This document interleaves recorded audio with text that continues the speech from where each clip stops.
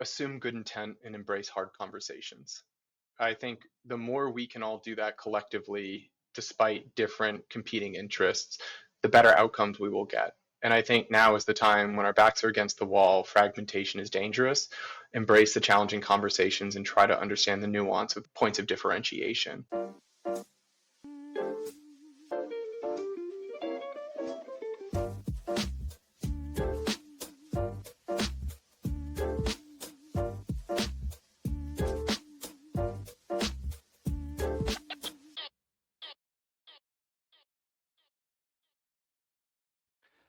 Hi, everybody.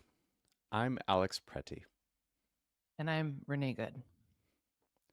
and we stand with our brothers and sisters in Minnesota and are dismayed by the consistent news and video footage that we see coming out of that state. And it's just not the country that we are. This is not America.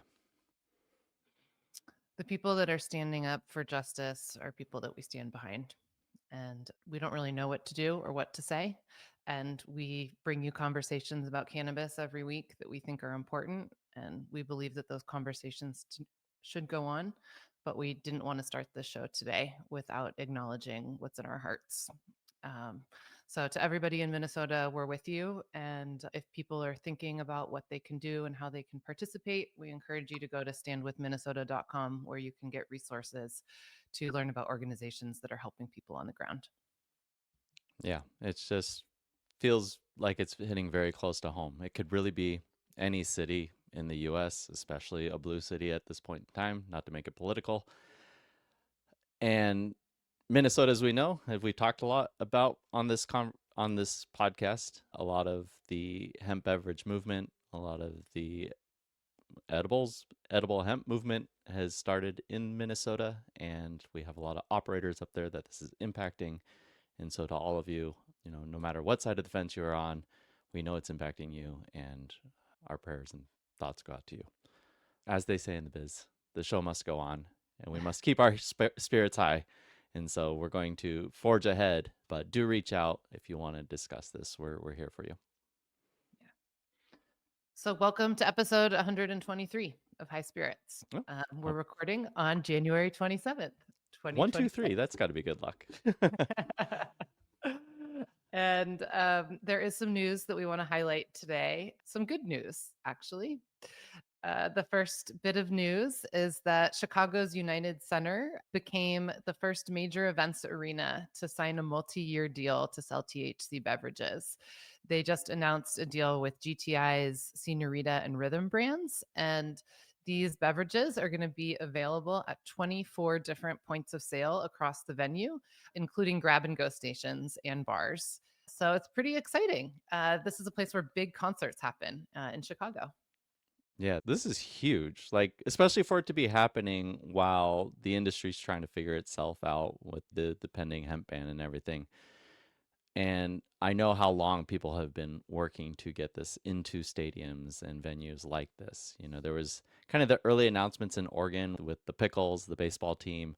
But this is kind of feeling like the big leagues. And to see, frankly, like to Ben Kovler to continue to kill it and just like push the category forward, really love to see it. Yeah. Yeah. So over the summer, I went to one of the, or I went to actually all 3 days of the big Grateful Dead and Co. 60-year anniversary shows at Golden Gate Park. And Embark, a California dispensary chain, had a permit to sell cannabis there, which was awesome. But you basically had to leave the event venue space and go into this weird fenced off area to buy cannabis. And Hmm. on the way to going to that dispensing area, I must have walked by 40 bars that were set up throughout the venue area. And all I could think about is, wow, wouldn't it be so cool if you could have actually had a purchase integrated with where Yeah. all the other adult beverages were being sold?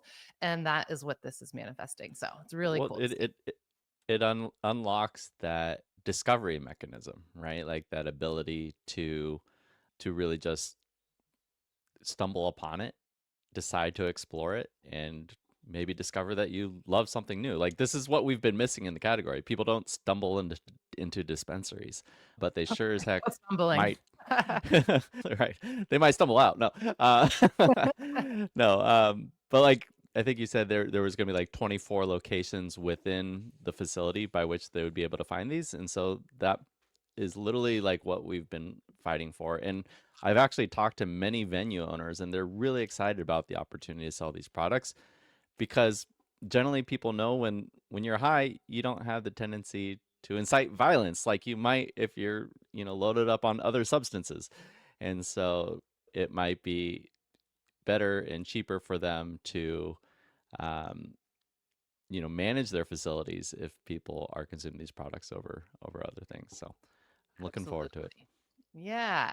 And so then for our next piece of good news, we've talked about ESOPs, employee stock ownership plans, before on this show. And that is when a company becomes owned by its employees. And there has been a small wave of ESOPs that have happened in cannabis over the past couple years.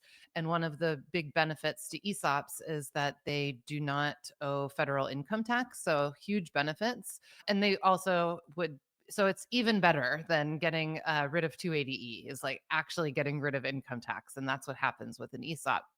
But traditionally, ESOPs are generally funded by outside financing groups, and the ESOPs in cannabis have not until this most recent one, that is Illicit Cannabis, which is a company with 500 employees who are now going to become the owners of Illicit Cannabis, and they operate in Missouri and New Jersey. And Chicago Atlantic, one of the biggest financiers in our space, came in and did 100% of the financing for this deal. So, what that means is that this employee owned company basically goes into a debt agreement with Chicago Atlantic to buy the company from the initial owners. So, it's a really exciting opportunity for employees to have long-term ownership in their company. It creates a really cool tax opportunity, and I think it's a great signal that Chicago Atlantic is coming in to back this deal. Yeah, really interesting. I think this got picked up by Bouffe du Jour, and they had something snarky to say about about employees flipping their shares for a dime bag or something.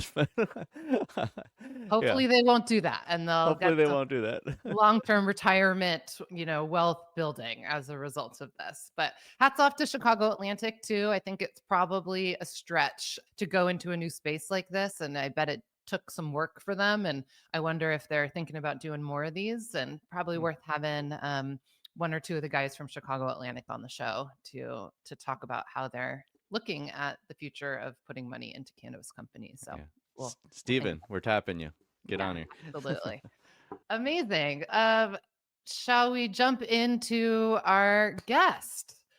Yeah, Um, yeah, let's do it. Today's guest is Thomas Winstanley, and he is the EVP of edibles.com. And Thomas's career has been defined by his ability to navigate complexities of regulated industries. And he has worked in pharmaceutical advertising, he's worked in alcohol, he's worked in regulated cannabis, he's worked in CPG, and now he is leading edibles.com, which is a subsidiary of Edibles Arrangement and has in the last year or so gotten into the THC space. Thomas is a friend of the podcast. We got to hang out with him in Vegas and excited to have him on to go deep into what he's working on. Welcome, Thomas. Hey, thanks for having me, guys. Great to pick up from the Vegas conversation that felt way too short. It did. It felt like that conversation could have gone on forever. You're kind of a natural, and we might need to consider you as a potential host of this show. I don't know if you guys want that, but I appreciate it regardless, Ben. So you've mostly spent your career in marketing prior to leading this venture with edibles.com, and now you're in, I'm sure it's still marketing but also overall business leadership position. I'd love to hear a little bit about that journey before we dive into the nitty-gritty.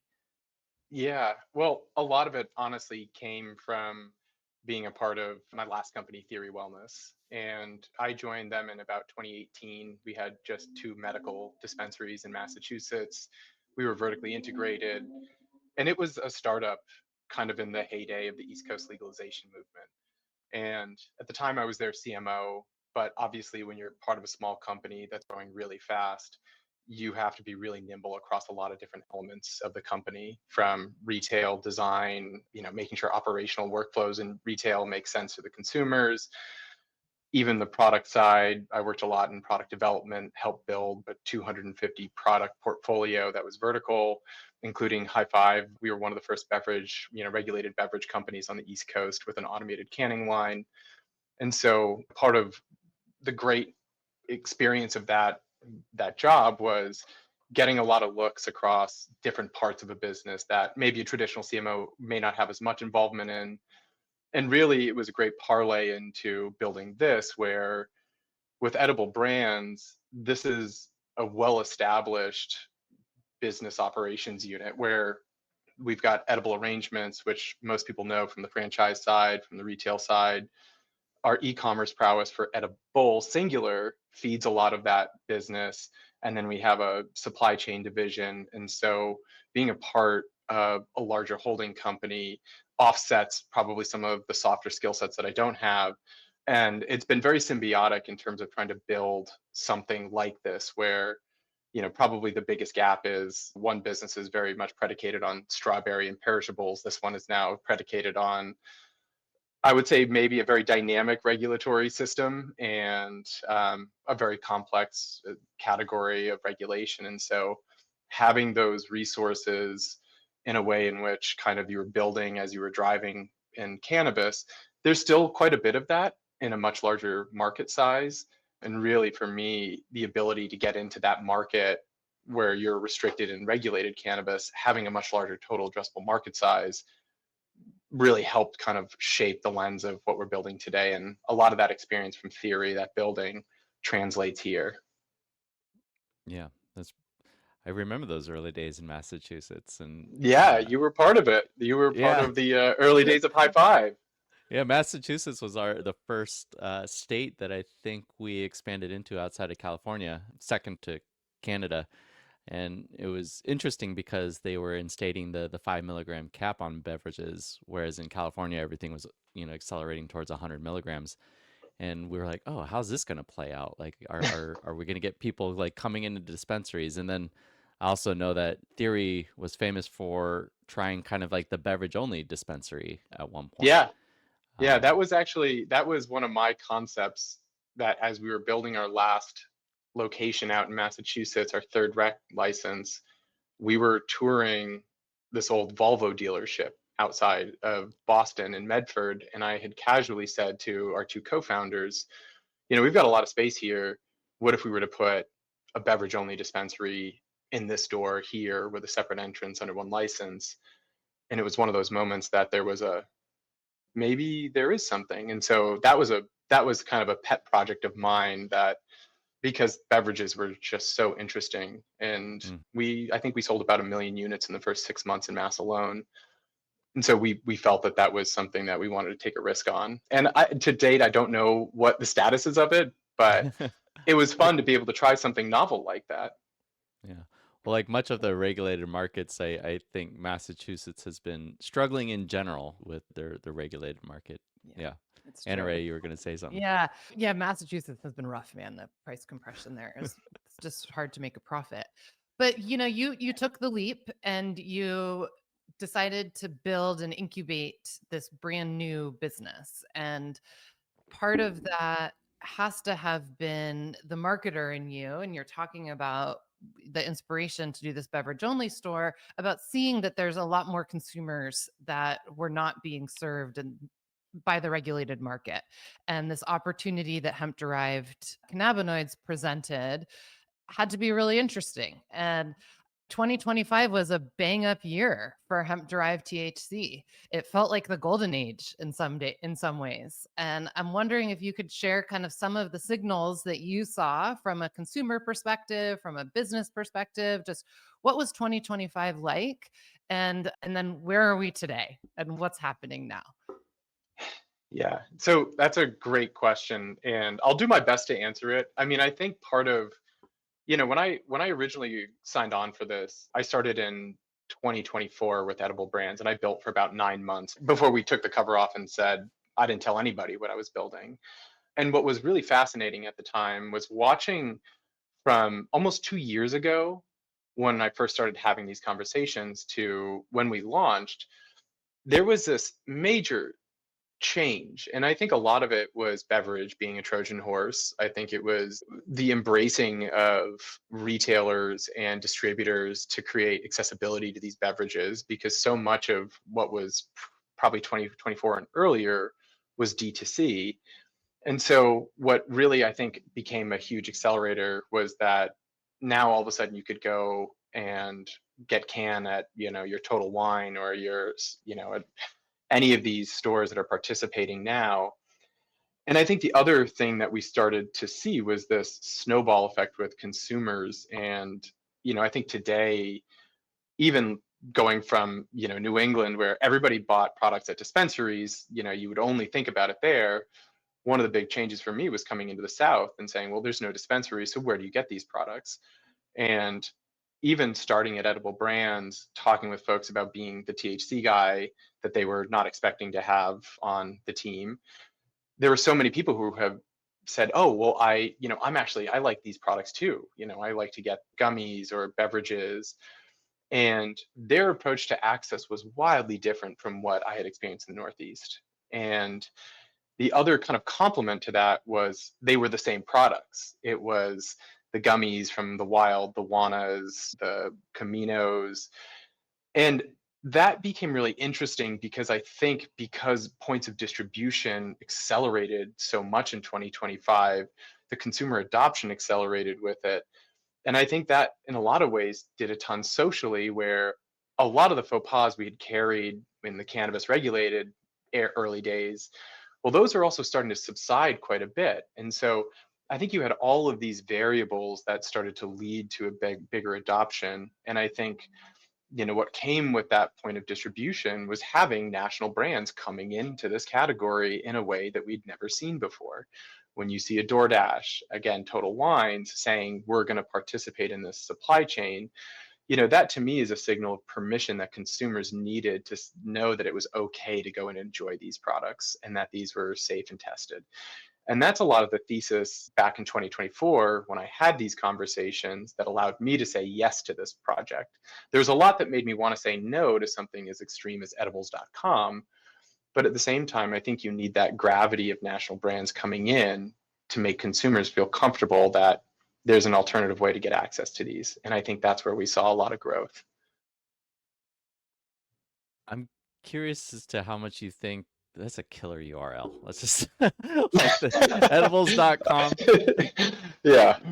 Rewind just a little bit. Where did Yeah. that URL come from? Was Edible Arrangements just squatting on it? Like, Yeah. that is just such an epic. Like, obviously, people are going to go there when they start hearing about this form factor being available. It feels like the first place people might stop.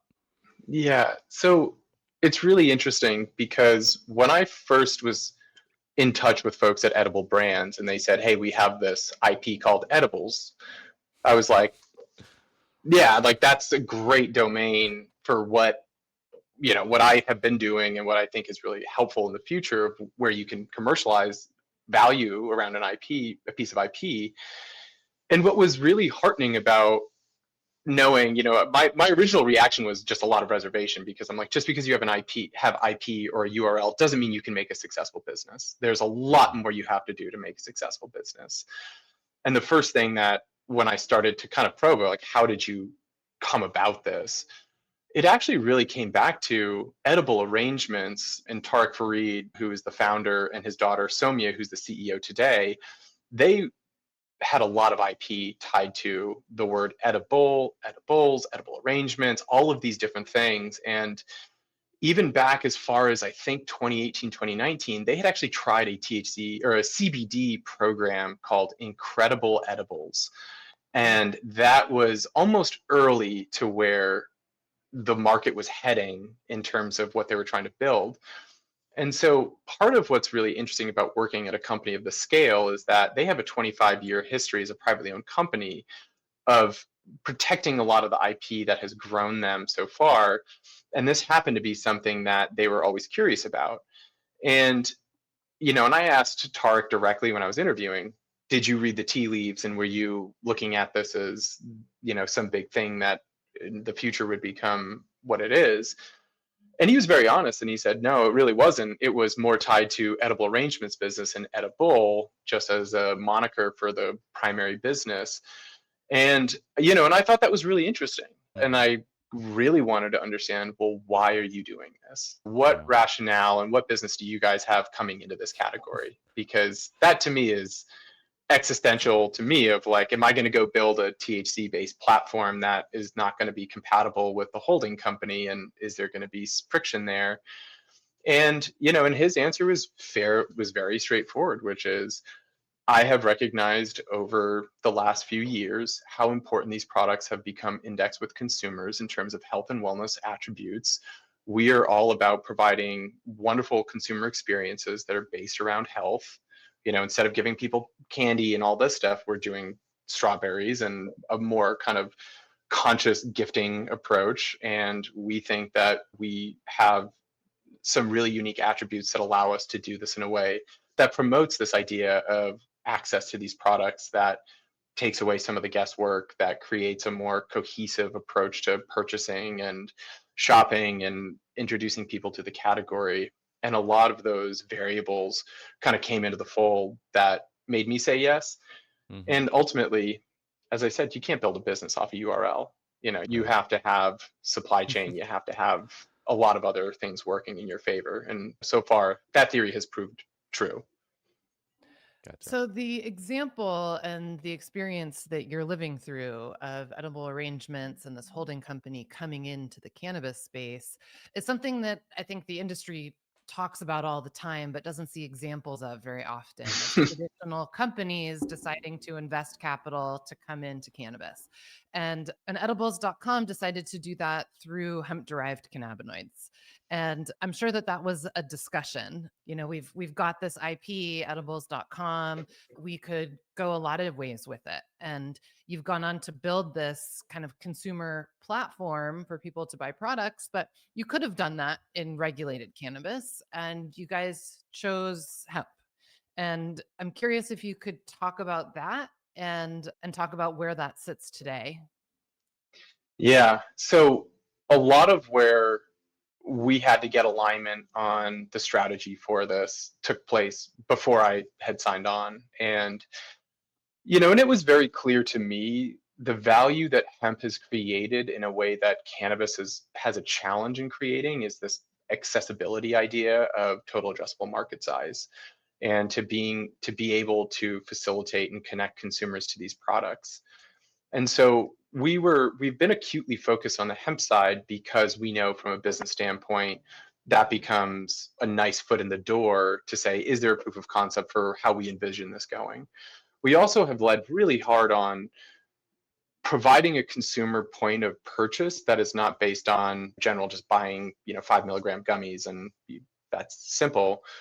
We really wanted to focus on this idea of health and wellness because for me, as I've gotten older, my consumption habits have changed. I really see these products as health and wellness products, where whether you're looking for very similar to nutraceuticals, if you're looking for sleep support, if you're looking for relaxation, pain management, all of these things. And part of the UX and a lot of the research I had done early on was to facilitate the purchase journey based on desired outcome. And I've always, even in regulated markets, have tried to help create a better consumer journey by identifying what is your intention of using these products. And for me, it was less about, even with theory, about, yeah, if you want to go get stoned, like that's totally cool. That's your prerogative. But I think the real opportunity with THC down the road, and in terms of national adoption, is there are a lot of use cases that people are looking for alternative approaches to their healthcare, whether it is sleep support without taking pharmaceuticals. And we really wanted to try to approach the hemp side using that as the way to help bring down that purchase journey, where you're not going into a gas station and seeing these products and getting confused. Or we wanted to really create a consumer journey where you're shopping based on an outcome. And hemp really allows for that in ways that regulated cannabis may not always, from my experience. And I will also say too, I think I have a unique lens, having spent a lot of my career in this category on the regulated side. we haven't I wouldn't say we've turned away from regulated. I think we are waiting for the right opportunity and looking for the right approach to be able to have hemp adjacent products as also work within regulated markets. But that's a little bit further downstream. And I think a lot of it is within the first real material year of a business. I've got a 5-year roadmap that has a lot of different parts to it. And those parts are constantly changing because of policy, because of regulations, because of product categories. And so, I think over time, as we start to blend the line of hemp and cannabis, I think we want to be watching for the signals of how those start to come together. And that's really also reflected in the product portfolio. We have a lot of regulated brands today. Well, so let me Yeah. just though really like push on the question of Yeah. was part of the decision though at the time that hemp is today federally legal, and that was an unlock for the business ultimately that you couldn't realize in the regulated space, and that made it possible for, even though edible brands isn't a publicly traded company, they are a scaled large business. Like you said, you have 700 stores, lots of franchisees, and likely are not trying to get involved in federally illegal business lines that could do things like challenge their payment processing and banking and insurance and stuff like that. So, was the ability for hemp to scale over state lines and to be federally legal something that made them feel more comfortable? No question. I mean, that to me is, when I look at the total addressable market size of hemp at large for a brand, that is a very significant opportunity. When I look at regulated markets, those markets having been through the licensing process, the requirements from a capital standpoint, that that licensing process is really challenging. And I think partially our decision to kind of focus mostly on hemp today is knowing that, well, we can have a cleaner entry into the market. We can have better control over how we're building this without some of the risk that is inherent in the cannabis markets. And having seen a state like Massachusetts, we've seen people are still coming into the market today with licenses, but they're coming in where the market has essentially been downgraded in terms of their revenue and the wholesale pricing. I mean, I remember when Massachusetts in 2019, a wholesale market, in the wholesale market, the price of an ounce was $200 to $300, and now they're less sub 100. And so I think part of the way that I look at this is hemp is a very specific audience, and I also would argue in some ways that the hemp audience is slightly more nuanced than the regulated market audience, where Mm. we are seeing this shift where 55 and older, female skewed, which is what we see a lot in our business in the Southeast. That's a very different market than the regulated. And so part of the calculus is we want to start where we know that there is a lower risk tolerance for a company of our size and scale. We also know that this fills in with our core competency of the pre-existing business infrastructure of an edible brands, this DTC model with fulfillment warehouses. These are all things that we have core competency in. So bolting on a business like this isn't as much of a jump as it would be to go secure a license in an emerging market, build out retail, determine what kind of operations you want to have, vertical or just retail. That to me was a calculus that I think we were all pretty universally aligned on. But at the end of the day, my goal longer term is if somebody is looking to get access to THC ingestibles, how can we facilitate a consumer to get to those products, whether it is regulated or whether it's shipped to their door? And that's something that I think long term, I'm all about safe and equal access to THC products, regardless of where you are. So we are in a period of time where that hand may be forced, right? Like at the end Yes. of this year. Yeah. not not to bring down the energy, but Of course. it's like the way you rationalize it and you talk about the demographic that you're accessing. Like we've heard these conversations, but in sometimes, and I don't think this is beyond anyone listening, that it might fall on deaf ears, right? Hmm. And it very much feels like you have this hemp versus cannabis. You do have some in the middle, but they're largely being drowned out by like everything belongs in the dispensary channel or like free the plant, which sounds weird saying that in contrary to the cannabis industry. Yeah. But you have this like keep the plant free, like freewheeling nature of the hemp industry. And we're in a year where we do need to find a proverbial middle ground. And I'm curious as to how you see that getting done. And obviously, you're not the magic 8 ball, but yeah, How you are know, you going to fix access to THC, Thomas Winstein? that's what I'm asking. I mean, Personally. I think anybody who is crazy enough to be in this category is trying to answer that question. And I think we all inherit some of that responsibility to figure this out. And I would say, and I think part of what I look at is 2026 is like a do or die year, right? We are seeing, obviously our backs are against the wall right now. The way that I view this, as edibles.com and as I've shared with the leadership here, is that we're going to do everything in our power to be rational stewards of how we view this category. And for us, we know that our name is literally edibles. So that is an inherent marching order for us of where we have a lot of skin in the game that we want to see conservation around. And we try to use our voice as when we go and we lobby and we meet with senators and those who are making the laws, even here in Georgia. We try to use our voice as a responsible voice and to also be a signal to other national companies that are considering this space to show that if a company like an Edible Brands can come into this category, well, then it's probably not as dysfunctional as one might believe it to be, and that there are some rational ways that we can try to preserve this category. And I think some of the things that we have seen, despite the CR that we all know is looming, I spent a lot of time working with my chief legal officer. Shout out to Doug Knox, who is the Edible Brands chief legal officer, who when I first met him, I was like, I want you to know I'm going to do this, by the book, and I'm not trying to. And he was like, you don't need to sell me. Like, I know you're going to do right, and we'll figure this out.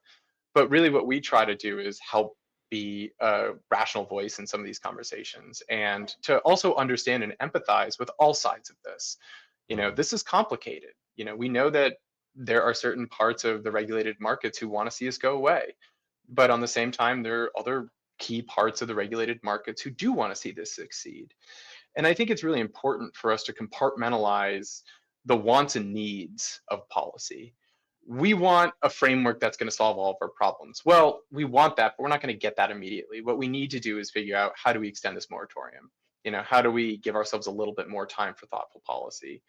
I think the other signals that I'm fairly excited about, the Griffith bill that was introduced last week, I think that was a very meaningful first step where, what I heard from policymakers in DC a few weeks ago was, you guys want a moratorium, but you have no backfill. So you want a moratorium with continuing the same no regulations. Well, we need something to tie to this.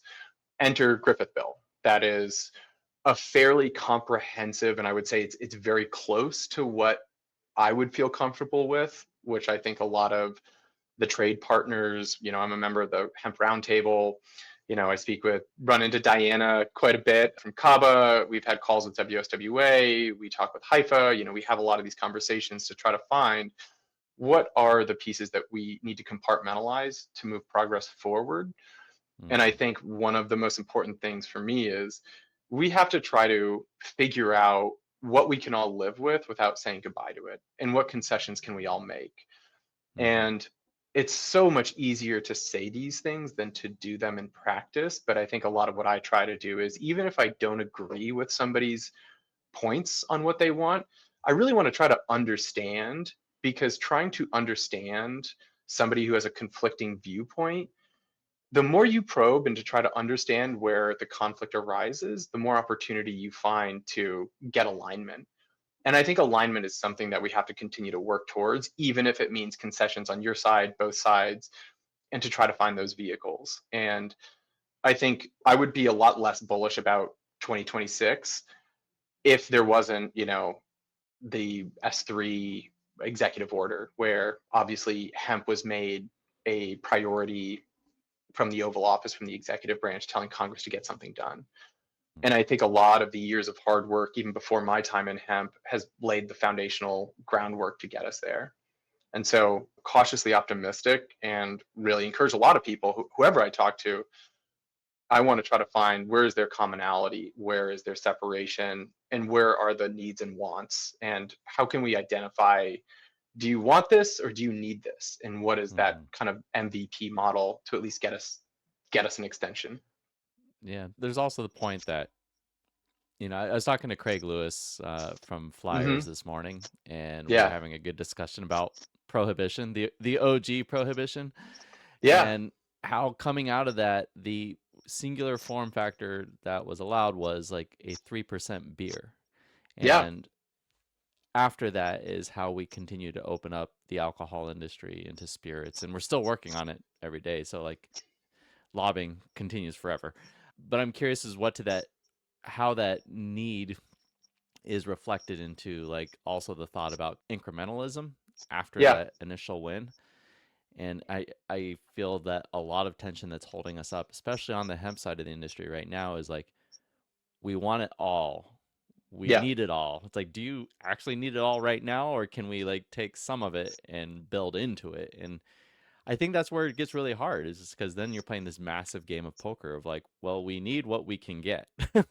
Yeah. And the big question is, what can we get? I was really surprised to see in the Griffith bill that there was any proposed regulations around inhalables. I had been assuming that the regulatory pathway towards hemp derived products would not include any inhalables and that they would be Mm, prohibited except into regulated. So I think it's an example of what you're talking about, Ben, of like the Griffith bill actually lays a framework for most form factors that I can mm-hmm. think of, as opposed to taking a more specific only uh, edibles or non-inhalables or something like that, beverages. Yeah, and honestly, like Ben, you just mentioned, prohibition, and this was something that I happened to see, like Jeremy Burke commented on somebody's LinkedIn post about the Volstead Act. Mm, And it was one of those things that I like saw casually scrolling, and I was like, huh, that's kind of interesting. And the more I looked into it, I always love to try to figure out what case studies can we look at. We don't have a ton because we're a new industry, but if you go back to the Volstead Act, 1919 to 1933 was the prohibition. 1933, the prohibition was repealed. And then for 2 to 3 years, you had a state by state regulatory framework without federal policy.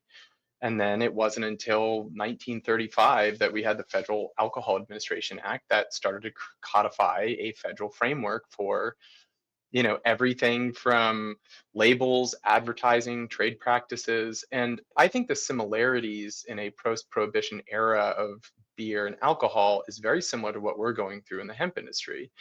mm, And that, to me, in some ways, I know history doesn't necessarily always repeat, but it certainly takes a similar shape.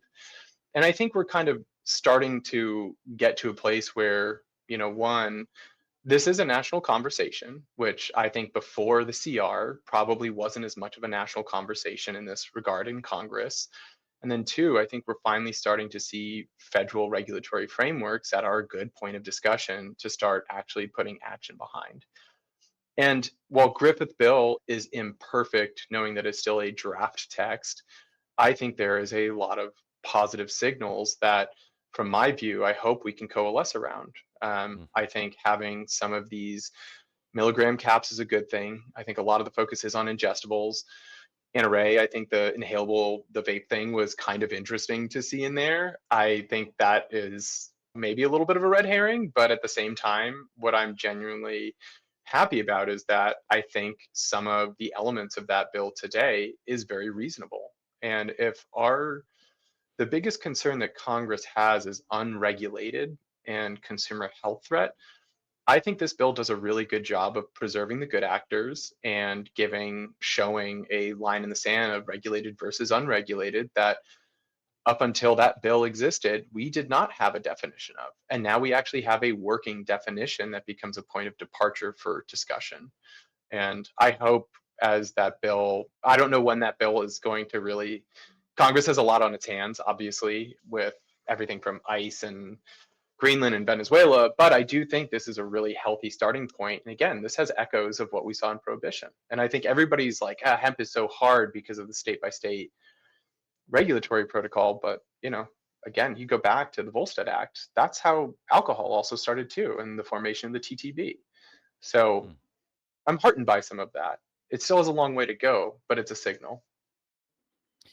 You mentioned that you were bullish on 2026 still, and you're definitely sharing signals of optimism about what's happening with policy.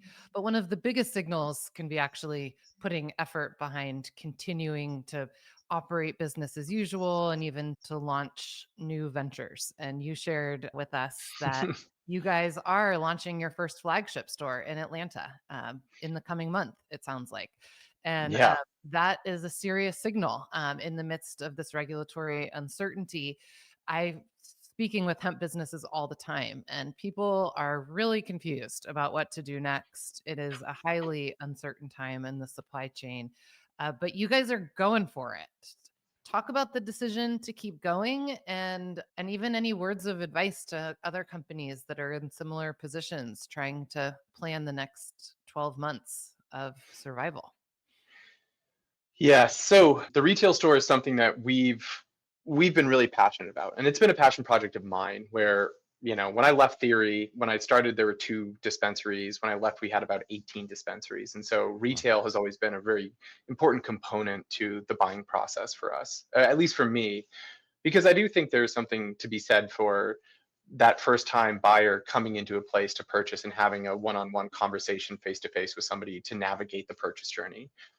And the way that we're building that retail store is I had built everything from a 23,000 square foot dispensary down to this one is going to be about 600 square feet, more bodega style, more walk in, shop with your eyes, everything still behind a counter.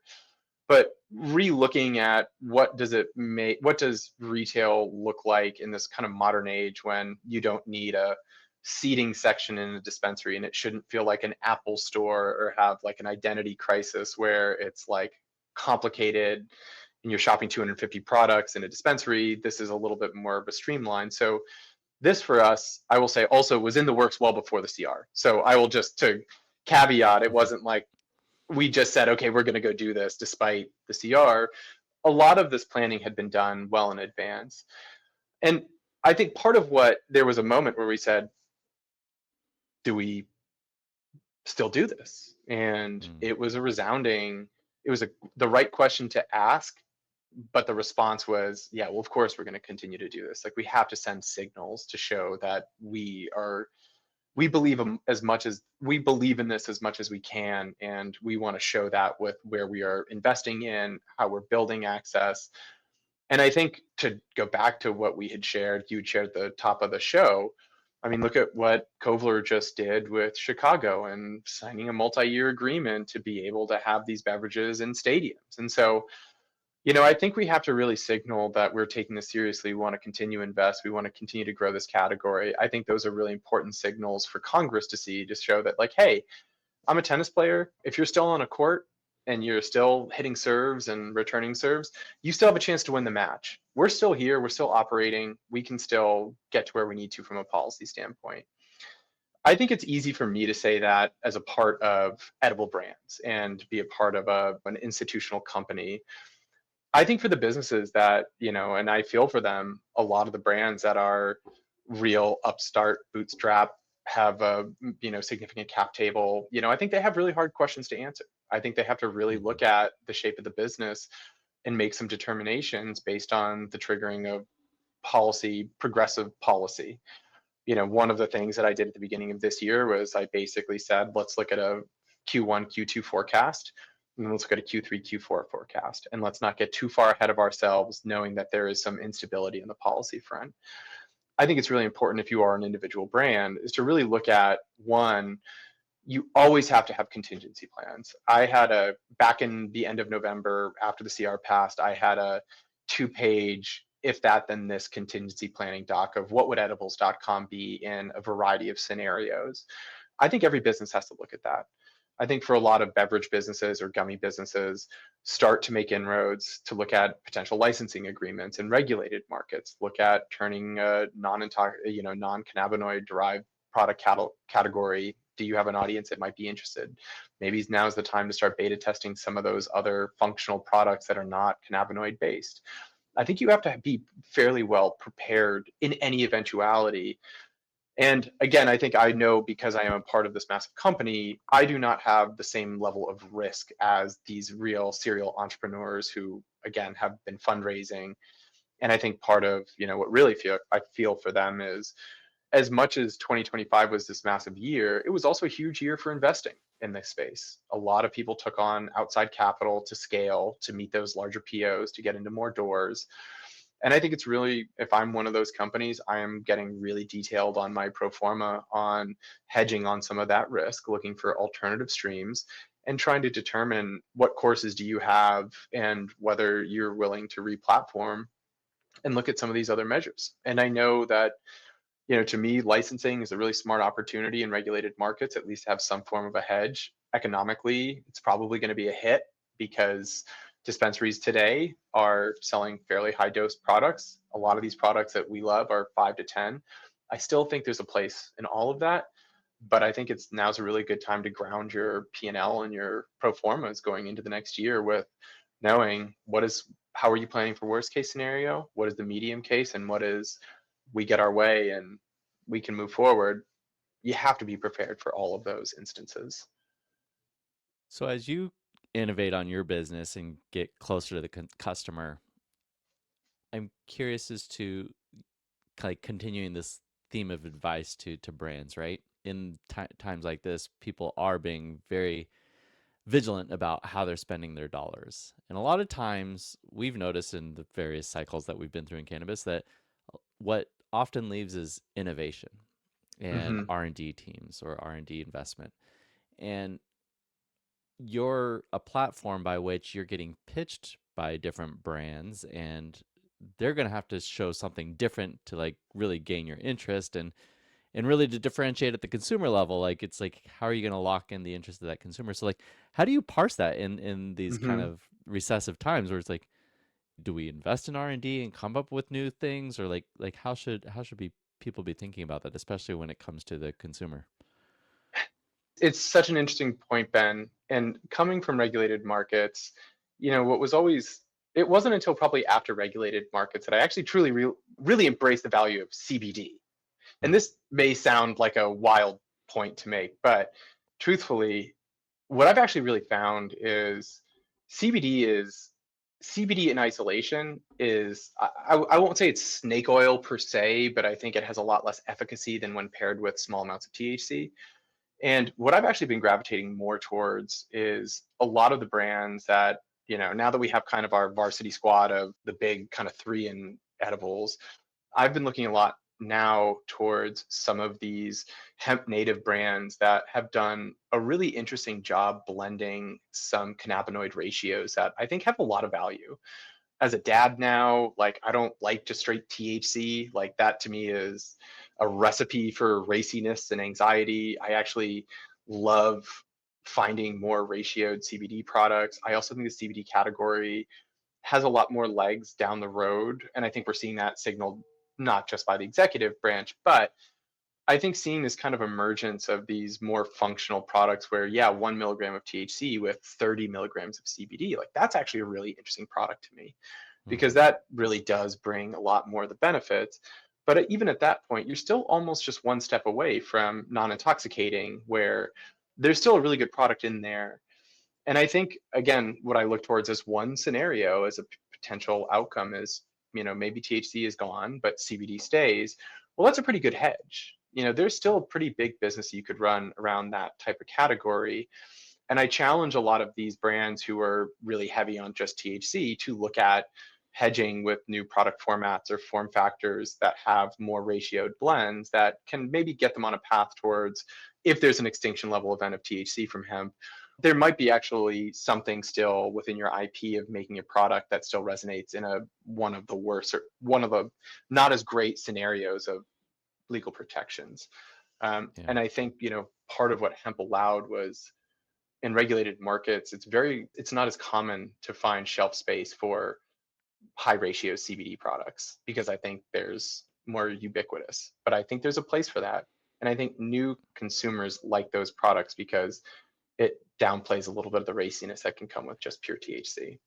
Yeah, it's funny. I there's the Colorado rules created this opportunity to create beverages with like 1 milligram of THC and 15 milligrams of CBD or CBG, and you stack them, and then you can have like 3 milligrams of THC. And I actually really enjoyed the feeling that it gave me. I'm like, oh, I would actually buy these. That to me is actually my favorite category now. We have a brand that is going to be coming on the platform, the next brand that's coming on, and they make a 3 milligrams of THC, 30 milligrams of CBD, and that is my new favorite product. It's Oh the wow. perfect ratio. It's like easing into the pool in some ways, Hmm. where again, I think that level of blending and ratios are very much part of the hemp side, but regulated markets don't really do as much with that because I just don't think it moves the same way. And again, I think it's different audiences too. Hmm. So I'm a big fan of it. I'm glad to hear that from you too, Ben, because I feel like I'm going backwards on my consumption. Totally. I'm interested, and I know we're getting close to the hour, but I have another question that I really wanted to ask you about, and it has to do with the SKU portfolio that you guys Mm, offer. And in the last week or so, I've been a bit of a student of Costco's business model, where I've been reading about how Costco's kind of hard choices and discipline that they've made about limiting the SKUs that they offer. And they offer lots more product categories than what we're talking about here. But I was actually a little surprised this week in prep for this conversation to go on your website and see how few brands you guys offer, and how few products. And at the same time, I have for a long time had a hypothesis that consumers are overwhelmed with choice. They don't know the difference, and that they don't need as many choices as they're being offered. And I'd love to hear you talk about the choices that you've made in terms of the way that you have decided to curate the products that you offer. yeah. Well, first off, Anna Ray, I'm thrilled you bring up Costco. I have listened Two. to the Acquired podcast on Costco. I have actually listened to 2 or 3 times because love what I love the entire concept of it, I from have the notes hot on it. dog. I'll send you after this, Oh, so you I can share it with let's your friends. yeah. I mean, I actually think that the Costco model was something that was looming really large in my psyche building this, mostly because of the efficiency of the business. And I think the second point of that too, I started with regulated products mostly because I had a history with these brands. Joe Hodis was one of my first calls. Jake Bullock was one of my first calls. Like, they got the first NDAs when I told them. They were some of the first people in the industry who knew what I was doing. And that carried with them, one, they have a history of being tested in the market. They know how to meet compliance regulations. They have a lot to lose. This next wave, you'll find, is continuing on the process of curation, but it's curation within a certain kind of categorical approach to where do these falls within our portfolio. What I don't want to have is a ton of redundancy where you can buy a 5 milligram pectin gummy from 20 different brands. I don't think that's a good consumer experience. Part of making a good consumer experience is leading them to the products you think they're going to enjoy. That does not mean turning your menu into a cheesecake factory.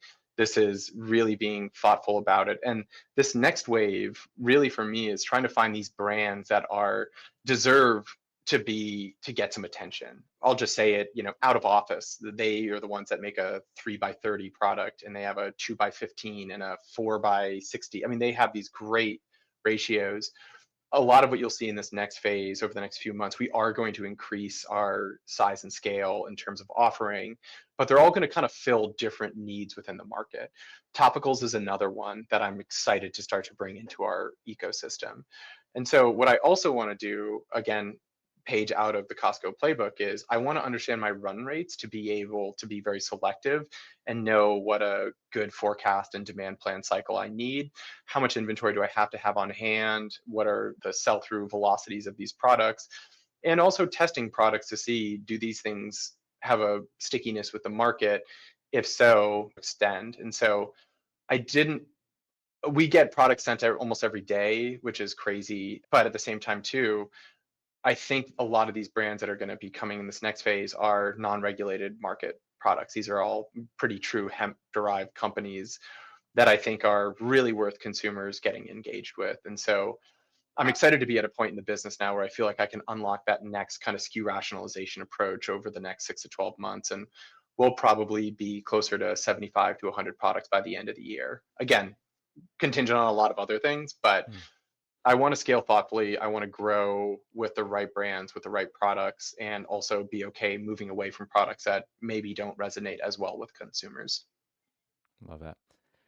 Okay, Thomas, one last question for me, and it's a bit of a curveball. So Let's I'm go. about to hop on a plane to DC and going to be speaking at the National Governors Association. And I'm curious if you had the opportunity to have a room full of governors and you're talking to them about hemp and cannabis, what do they need to hear? Like, what do we need to communicate to them clearly about whether it's the challenges that we're operating in, what we need to do, their support to kind of like push this initiative forward? Oh gosh, Ben, thanks. This is a hard one. I will tell you, I think the message that seemed to really resonate in DC a few weeks ago was the understanding that this is a cataclysmic piece of policy that will not only strip THC, but will strip all forms of CBD out of the entire country. I Mm-hmm. think what is most important to remember is that the bad actors that they're seeking to alleviate in the consumer market are not going to go away with this policy. And if anything, they will have an adverse health event that is far greater than what they're experiencing today with external cannabinoids coming in from foreign countries that do not have the quality controls that we have today. That to me is a much more significant outcost on consumer health threat than what we are presented with today. And we have a great bill from Griffith that would seemingly regulate those products and preserve the good actors while still creating space to remove the bad actors. Synthetic cannabinoids from China are a very scary thing, and we are already seeing them today. Those are not going away with the CR, and I don't know that most people understand that. A+ response. Thank you. I'll get your signature to let me use that it was a later. hard question. That was not fair. Not fair. Thanks for doing my homework. No, Ben, I know you already knew this. I will say I know Ben has not written his speech yet to the governor, so we'll see how much he takes your words and recycles them because they were pretty good. The time is up in our conversation, and Thomas, we want to invite you to make a last call, a final message to our listeners, advice, call to action, thought to leave them with. What's your last call? I would say my last call is assume good intent and embrace hard conversations. I think the more we can all do that collectively, despite different competing interests, the better outcomes we will get. And I think now is the time when our backs are against the wall, fragmentation is dangerous. Embrace the challenging conversations and try to understand the nuance of those points of differentiation. We have to do that now. We have to be a united front. We have to make concessions. And ultimately, I always find the best way to do so is go into every conversation knowing that you have good intent on your side and assume the other person also has good intent. And you will get a much better outcome from those conversations. I love that one. That Yes. literally the like Use first that for the piece of governor. advice to teams. Like if you want to run a successful team, yeah, assume positive intent, embrace hard conversations. Like I love it. gold. 1000%. Thomas Winstanley, edibles.com. Thank you so much for spending the last hour with us. You totally exceeded expectations. And You guys are too kind. gave me my talking points for tomorrow. Thank you. No, it's my pleasure and I appreciate it. This has been a great conversation as always. Yeah. Awesome. We wish you the All best. right. We'll see you soon. Miami All right. in a month. Miami. Yeah, exactly. Looking forward to it. Absolutely. Very good. All right. What do you think, everyone? Thank you so much for sticking with us. It was an incredible conversation about hemp, cannabis, and everything, everywhere it goes this year. It's a big year. Anna Ray, thank you for showing up today. I know a lot's been on the mind, and as we addressed at the beginning of the show, we know everyone processes everything in a different way. I know a lot of us are trying to focus on our businesses, but please take a moment to visit standwithminnesota.com and share your support. Thank you to our teams at Vertosa and Wolf Meyer. Of course, our producer, Eric Rossetti. Couldn't do this without you guys. Thank you to all our fans, everyone who's liking, subscribing, sharing, doing all the things. Please drop us a review on Apple theshow.com or Spotify or anywhere you listen to your podcasts. Otherwise, folks, until next time, stay curious, stay informed, and keep your spirits high. That's the show.